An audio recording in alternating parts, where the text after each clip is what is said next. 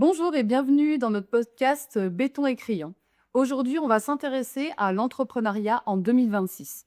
Après un record de création d'entreprises en 2024 avec plus d'1 million de nouvelles sociétés, aujourd'hui, on va se demander quelles sont les opportunités pour 2026. Nous sommes avec Kim Leclerc, expert comptable de la société Numérique. 2026, est-ce une bonne année pour créer son entreprise? Alors, pour 2026, ça peut être une bonne année si on sait où on met les pieds. 2026, c'est pas une année facile, c'est pas une année morte non plus. Les entreprises opportunistes auront des difficultés. Par contre, les entreprises solides, c'est-à-dire basées sur la création de la valeur, sur la rentabilité, auront beaucoup d'opportunités à avoir en 2026. Qu'est-ce que tu vois aujourd'hui, Kim, comme point important à mettre en place pour créer son entreprise en 2026? Parce qu'aujourd'hui, tu accompagnes de nombreuses sociétés dans leur création et dans leur suivi. Quels sont les différents points que tu pourrais mettre en alerte en fait à ces entreprises pour 2026? Alors, pour moi, pour 2026, il y a deux principaux points.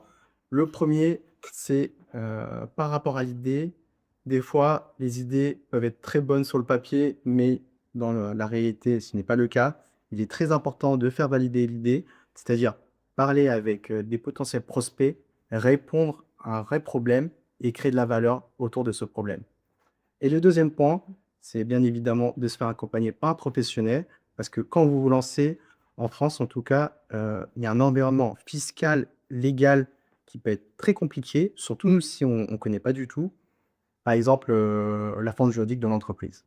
Donc ça, c'est un premier point à réfléchir. Est-ce que vous voulez créer via une SARL? Est-ce que vous voulez créer via une SAS? Il y a des implications qu'il faut avoir en tête. Ensuite, bien évidemment, les statuts, c'est le bloc qui est très important pour créer son entreprise, parce que la gestion de votre entreprise va être articulée en fonction de vos statuts, notamment si vous exercez en SAS. Après, si vous exercez à plusieurs, il est important d'avoir un pacte d'associés pour protéger, pour encadrer le fonctionnement entre associés. Et ensuite, comme je disais lors du premier point, c'est-à-dire que quand vous allez faire valider votre idée, il est important aussi de le mettre sur papier, un business plan qui permet d'avoir une trajectoire d'entreprise, de se dire, OK, pour atteindre tel chiffre d'affaires, je dois avoir combien de clients, combien de prix unitaires pour le vendre. Ensuite, en face, il faut mettre les différentes charges afférentes, parce que quand vous allez exercer une activité, vous allez bien évidemment acheter potentiellement marchandises, avoir des fournisseurs qui vont vous délivrer des services pour ensuite pouvoir revendre vos prestations. Au-delà de ce qu'on appelle le chiffre d'affaires et les charges, il est très important aussi de gérer la trésorerie parce que vous pouvez avoir du chiffre d'affaires, mais si vous n'avez pas de trésorerie, ça peut être très compliqué pour la survie de l'entreprise. Quels outils et stratégies faut-il mettre en place? Alors, en 2026, même si c'était déjà le cas les années précédentes, mais davantage les années à venir, c'est l'utilisation de l'intelligence artificielle.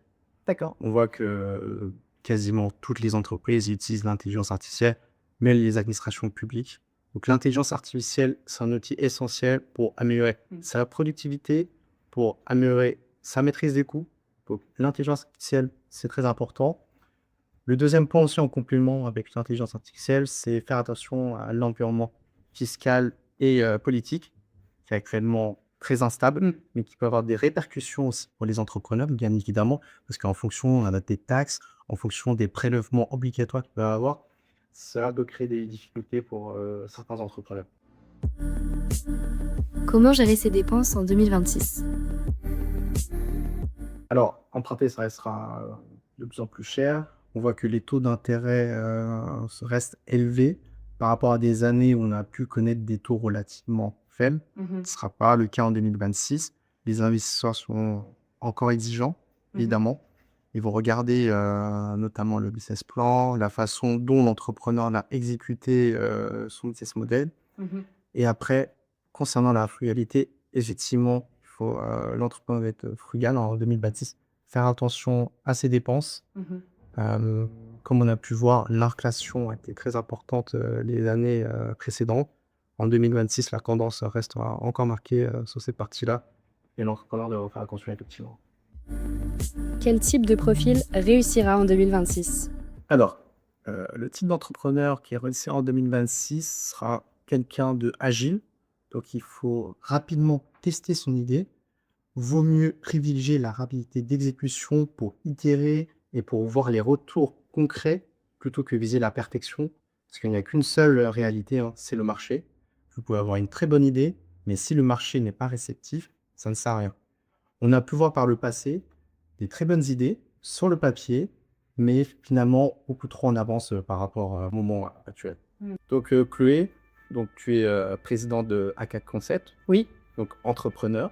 exactement. Et quel est ton retour d'expérience vis-à-vis de nous, Numérique Advisory, en tant qu'expert comptable? Alors, donc nous, on est accompagnés, effectivement par toi et Yann, depuis un certain moment sur, notre société. Ce que je trouve très intéressant et l'avantage de votre formule, c'est qu'aujourd'hui, vous accompagnez à la fois sur la partie, expertise comptable, de l'entreprise, donc ce qui nous permet d'avoir, bien sûr, de monitorer, tous les jours, notre comptabilité. Également, de pouvoir nous faire, des prévisionnels et des retours, sur le long terme, de nous aider à consolider, notre entreprise telle quelle, mais également, d'avoir une vision plus long terme et notamment, comme vous avez plusieurs projets de développement, vous nous accompagnez sur les différents projets de développement à, sécuriser nos business plans et à réfléchir, comment être agile dans le contexte de notre société que vous connaissez. Et vous avez aussi une formule, de directeur administratif et financier à temps partiel, ce qui nous permet, pour une société d'une dizaine de personnes, de pas forcément avoir les ressources, financières pour pouvoir prendre, un tel poste, à temps plein, mais, de pouvoir ponctuellement être là sur, les moments décisifs, de la société. Et comme tu parlais tout à l'heure, voilà, entreprendre en 2026, c'est, quelles sont les questions à se poser pour construire une société, mais il y a aussi comment la pérenniser. Et cette question, qu'on a aujourd'hui dans le podcast, va toucher aussi les entrepreneurs qui sont actifs, de se dire comment aujourd'hui rester agile sur le marché et comment, ne pas, mettre, en péril, leur propre société actuelle. Et pour moi, je pense que ça passe, bien entendu, comme tu l'as dit, par une agilité, par, une frugalité des dépenses, par une réflexion sur le marché, prendre du recul, mais surtout par un accompagnement, de pouvoir être bien accompagné, autour de soi, d'être bien environné. Pour moi, la première base, ça reste de toute façon l'expertise comptable, parce que les chiffres sont la base aussi d'une entreprise, au-delà bien entendu des ressources humaines, des équipes, du business plan, du marché et cetera. Mais c'est de pouvoir avoir ces réflexions financières pour pouvoir, être sécurisé sur le long terme. Un conseil pour se lancer. Alors, pour moi, le meilleur conseil, c'est de démarrer tout de suite, pas attendre le mois suivant. On dit souvent que le meilleur moment, c'était hier, et le deuxième meilleur moment, c'est aujourd'hui. Il y a un plan d'action très simple pour les personnes qui veulent entreprendre très rapidement. Premièrement, c'est parler à 20 clients potentiels, parce qu'en parlant avec vos clients potentiels, vous allez concrètement comprendre quelles sont les problématiques. Et un entrepreneur, c'est principalement répondre à des problématiques. Et ensuite, c'est de lancer très rapidement ce qu'on appelle un MVP, donc le minimum viable product, qui permet d'avoir le produit strictement minimum avec les fonctionnalités le plus basiques, qui permet de tester concrètement et d'avoir des retours d'expérience concrets. Et de itérer par rapport à ces retours d'expérience jusqu'à réussir à exécuter votre business plan. Je suis assez d'accord. Je partagerai du coup notre expérience en tant qu'entrepreneur chez A4 Concept. Nous, c'est vrai que quand on a lancé la société il y a maintenant 5 ans, on est parti d'une idée et on n'avait pas encore, érigé nos statuts, on n'avait pas encore, défini, nos outils ou commencé à avoir une société structurée. Mais on a commencé par tester sur des clients.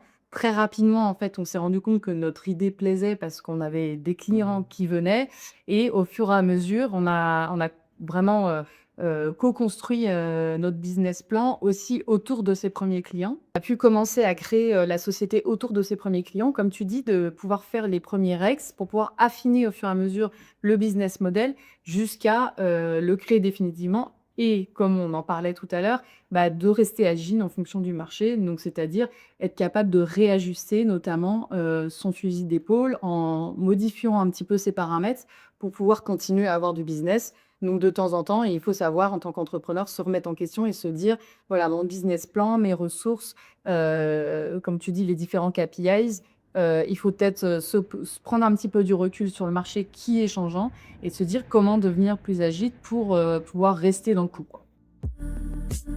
Chloé, tu as fondé ton entreprise A4 Concept en 2020. Que ferais-tu si tu entreprenais aujourd'hui, en 2026? Alors c'est une très bonne question parce que surtout le milieu de l'architecture, a vécu quand même 5 années très particulières et quand on a créé la société en 2020, c'était à la sortie du confinement et il faut savoir qu'il y a eu plus de 360 de demandes en plus, auprès d'architectes à cette période-là. Ce qui s'est passé, c'est que la plupart des personnes, voilà, ont vécu chez eux, pendant un certain moment ou aussi économisé de l'argent et ils se sont retrouvés juste après le confinement à vouloir, en fait, réaménager chez eux et déménager. Donc quand on a créé la société, on a bénéficié, d'une vague de marché qui était énorme. Donc on avait à peine effectivement, comme je disais, créé notre business plan qu'on avait déjà des clients et ce qui nous a permis de nous lancer, tout de suite, lancer tout de suite la société. Donc c'est vrai que c'était une période assez particulière. Après ça a été un peu plus compliqué dans le sens où, tout le monde a voulu aussi déménager, donc il y a eu, une inflation, une montée des prix, de l'immobilier. Il y a eu vraiment un phénomène migratoire, que tout le monde a connu, ce qui fait qu'à un moment donné, les prix ont augmenté, ça s'est resserré et donc du coup, les années qui ont suivi, on connaît tous, l'instabilité politique qu'il y a eu, l'augmentation des taux, la baisse du pouvoir d'achat et donc finalement le phénomène est devenu un phénomène inverse où, là depuis, quelques années, on se retrouve depuis je dirais 2 ans avec, un marché qui change, donc qui change complètement. On a beaucoup moins de demandes, on a beaucoup moins de par exemple de primo-accédants, là où en 2021, on avait principalement des primo-accédants, qui étaient des Parisiens qui venaient en région parisienne, pour déménager. Donc effectivement, ta question est très importante parce que, le marché de l'immobilier en 2025 et 2026 et qui va venir dans les prochains mois, prochaines années, n'est plus du tout le même et on connaît aujourd'hui et je vois même dans les confrères, des voilà, des sociétés qui sont sinistrées aujourd'hui, qui ont beaucoup plus de difficultés à remonter. Donc ce que je dirais, c'est qu'aujourd'hui, si on veut entreprendre, en tout cas dans le milieu de l'architecture et du bâtiment, 2026, il faut voir les choses différemment. Il faut comprendre que les marchés sont différents, que les attentes des clients sont beaucoup plus exigeantes aussi. Enfin, ils sont beaucoup plus exigeants, ce qui est normal, parce que, forcément, le pouvoir d'achat étant moins important, ils vont faire attention à leur placement, attention à l'argent qu'ils vont investir dans leurs projets. Donc c'est être plus performant, je dirais. C'est être plus agile aussi, être capable de comprendre quels sont les marchés qui fonctionnent et les marchés qui, aujourd'hui, ne fonctionnent plus ou sont sinistrés. Et pour moi, c'est apporter plus de services. C'est proposer un service, proposer de la confiance aux clients, vraiment miser sur, la question de la transparence et de la communication pour bien expliquer ce qui a changé. Parce que les clients, aujourd'hui, je parle plus des particuliers qui vont venir vers nous, pour, transformer leur achat et qui ont probablement fait des travaux il y a 7 ou 8 ans. Aujourd'hui, les prix n'ont plus rien à voir. L'approvisionnement n'est plus le même. Les temps et les durées peuvent aussi être plus compliqués. Avoir des bons artisans qualifiés est aussi plus compliqué parce qu'il y a beaucoup d'entreprises qui ont fermé. Donc, c'est plus difficile, aujourd'hui d'avoir, des bons artisans qui veulent bien travailler sur les chantiers et ceux qui «restent» entre guillemets, si j'ai envie de dire, sont les entreprises qui vont vouloir aussi eux-mêmes travailler différemment et plus comme avant le Covid.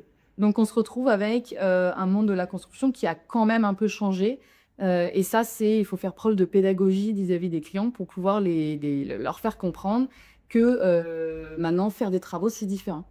Donc ça, c'est vraiment le milieu du particulier. Pour le milieu du professionnel, il y a eu effectivement un effondrement post-Covid, qu'on connaît tous, où, bah, forcément plus personne n'allait au bureau, donc il y avait, moins de présence et derrière, les entreprises se sont restructurées pour, voilà, faire partir un certain nombre de mètres carrés et alléger les coûts, des locations. Aujourd'hui, 2026, ça commence à repartir. Les gens commencent à revenir au travail, mais différemment. Donc effectivement, il y a aussi un marché, je dirais, sur le monde tertiaire, mais qui est encore différent, même s'il reste beaucoup plus faible que pré-Covid, il existe toujours. Bah, merci à tous de nous avoir écoutés aujourd'hui sur le podcast Entreprendre en 2026. J'espère que Kim et moi avons pu vous donner des solutions et des pistes de réflexion pour pouvoir créer votre entreprise. N'hésitez pas à nous suivre dans nos prochains podcasts pour en apprendre un peu plus sur l'entrepreneuriat.